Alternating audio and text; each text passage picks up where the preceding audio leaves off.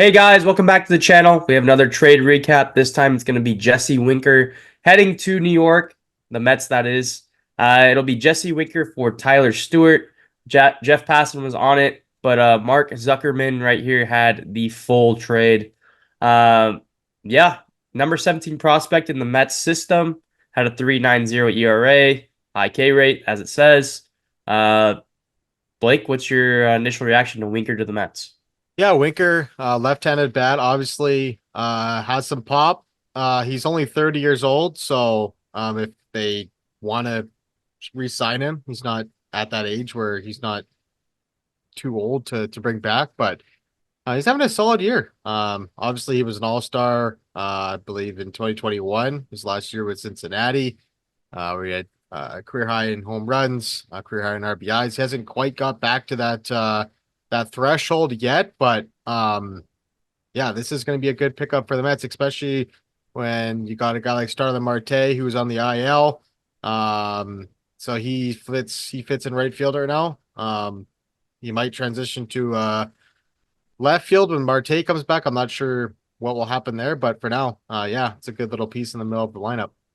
Yeah, let's go ahead and head over to that national system as it stands.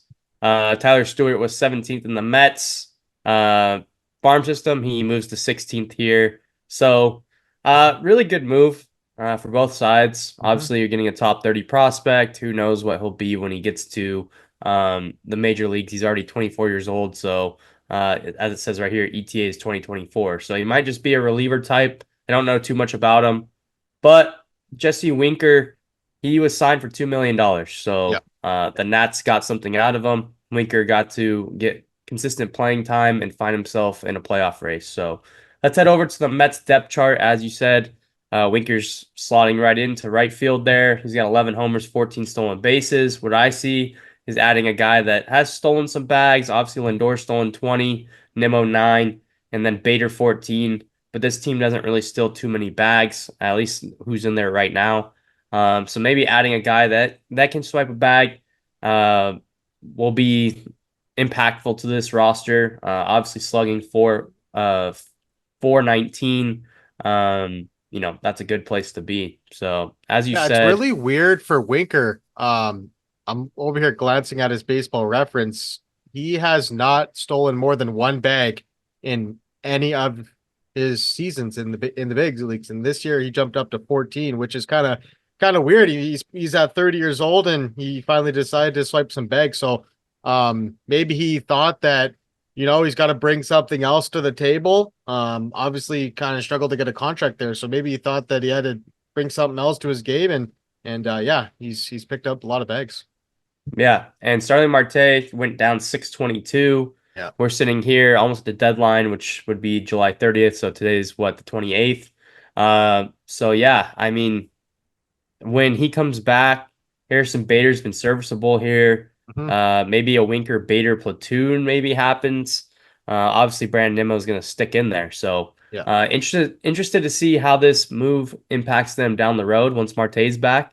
But all in all, right now, for what they're getting, it's cheap. Obviously, the Mets have some financial restraints as far as they're trying to keep it as low as possible to reset that luxury tax if they can. They're already over it.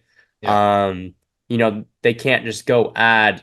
I mean, they can because Steve Cohen is the richest owner in the league. But Yeah. from a luxury tax standpoint, you're not just going to add a guy that has 30 million attached to his name, like, or even obviously they don't need a guy like this, but let's just say Josh Bell was put on waivers for 16 million today. Yeah. Yeah. They're not just going to go add 16 million unless it's going to really impact this club.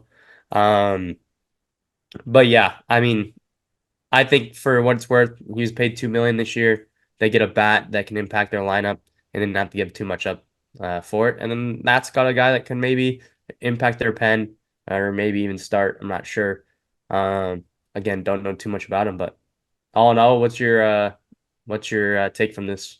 Yeah, there's been a lot of trades that have been kind of win-win for both sides, and you don't really see that right off the bat, right? You kind of see, oh, we got these prospects, but we'll kind of see you later down the road. But there's been a lot of movement, like you said. The stove is hot, I should say. Yeah, I like this move for both sides.